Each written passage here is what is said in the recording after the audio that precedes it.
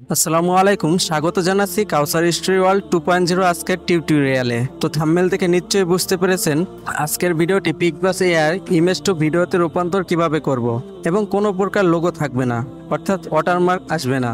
তো যারা এই ধরনের ভিডিও দেখতে চান চ্যানেলটি সাবস্ক্রাইব করে দিবেন। ভিডিওটি সম্পূর্ণভাবে দেখবেন, না হলে কিছুই বুঝতে পারবেন না।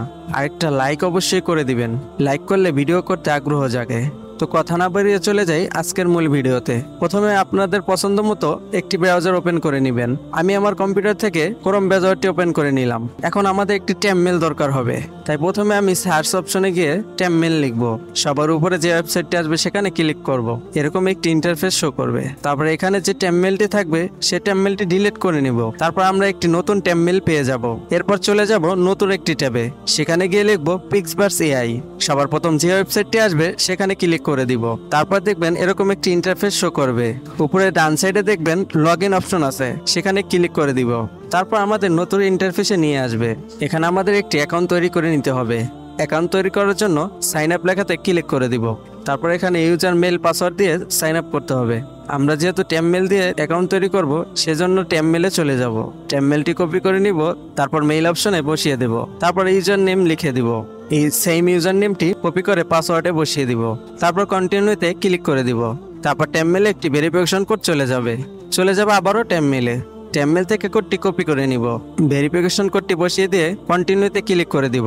তারপর এরকম একটি ইন্টারফেস শো করবে। উপরে দেখবেন আমাকে 90 ক্রেডিট দিয়েছে।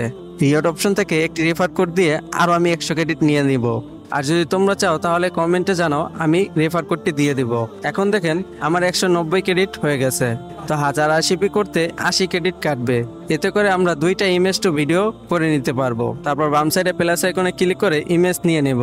এখন দেখবেন একটি ফর্ম দরকার হবে। তো এখানে বাংলা লিখে দিলেই হয়ে যাবে। যেহেতু বাংলা লিখে দিলে হয়ে যাবে, তাই আমি বাংলা লিখে দিলাম। এখানে আমাদের ক্যামেরা মুভমেন্ট দরকার হবে, সাথে ক্যামেরা মুভমেন্টটিও লিখে দিব।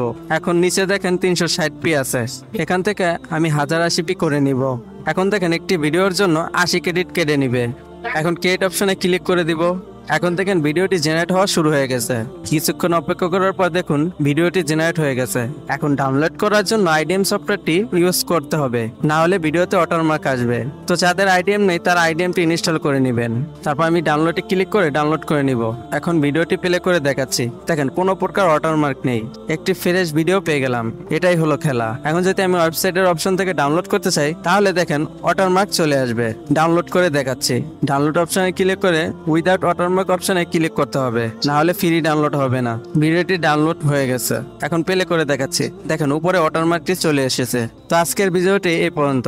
আবারও দেখা হবে অন্য কোনো ভিডিওতে। সেই পর্যন্ত সবাই ভালো থাকবেন। আল্লাহ হাফেজ।